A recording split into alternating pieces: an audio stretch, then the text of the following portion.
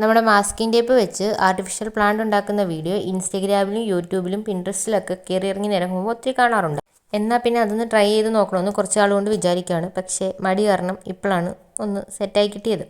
അങ്ങനെ പിന്നെ എന്ത് പ്ലാന്റ് സെറ്റ് ചെയ്യും അല്ലെങ്കിൽ ഏത് പ്ലാന്റ് ഉണ്ടാക്കും എന്നൊക്കെ ആലോചിച്ചപ്പോഴാണ് മുറ്റത്തിരിക്കുന്ന ഒരു പ്ലാന്റ് എൻ്റെ കണ്ണിൽ പെട്ടത്. എന്നാൽ പിന്നെ അത് തന്നെ ഉണ്ടാക്കിയേക്കാം. കാരണം മിക്ക ആൾക്കാരും സ്നേക്ക് പ്ലാന്റും മറ്റുമാണ് ഉണ്ടാക്കുന്നത്. ഇച്ചിരി വെറൈറ്റി പിടിക്കാമെന്ന് പറഞ്ഞ് നോക്കിയതാണ്.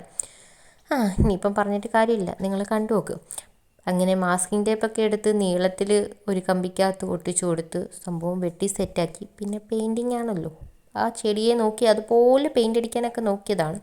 പക്ഷേ എന്താണെന്നറിയത്തില്ല, അതിൻ്റെ അയൽവക്കത്ത് പോലും വന്നില്ല.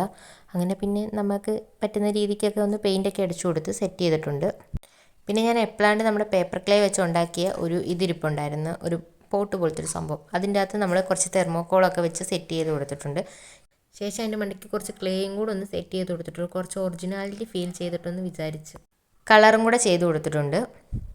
ഒരു ബ്രൗൺ കളർ, ഇച്ചിരി മണ്ണിൻ്റെ നിറമൊക്കെ വന്നിട്ടെന്ന് പറഞ്ഞ് ചെയ്ത് കൊടുത്തതാണ്. അങ്ങനെ നമ്മൾ പ്ലാന്റും കൂടെ അതിൻ്റെ അകത്തൊന്ന് നട്ടു കൊടുത്തിട്ടുണ്ട്, വെച്ചു കൊടുത്തിട്ടുണ്ട്. ഇതിപ്പോൾ ഞാൻ ഉണ്ടാക്കി വന്നപ്പോഴത്തേക്ക് ഞാൻ ഏത് പ്ലാന്റ് നോക്കിയാണോ ഉണ്ടാക്കിയത് ആ പ്ലാന്റിൻ്റെ 7 അയലത്ത് പോലും ഇത് വന്നിട്ടില്ല. ഇത് ഏതാണ്ട് ആ പ്ലാന്റിൻ്റെ വല്യമ്മയുടെ കുഞ്ഞമ്മയുടെ മോനായിട്ടൊക്കെ വരും.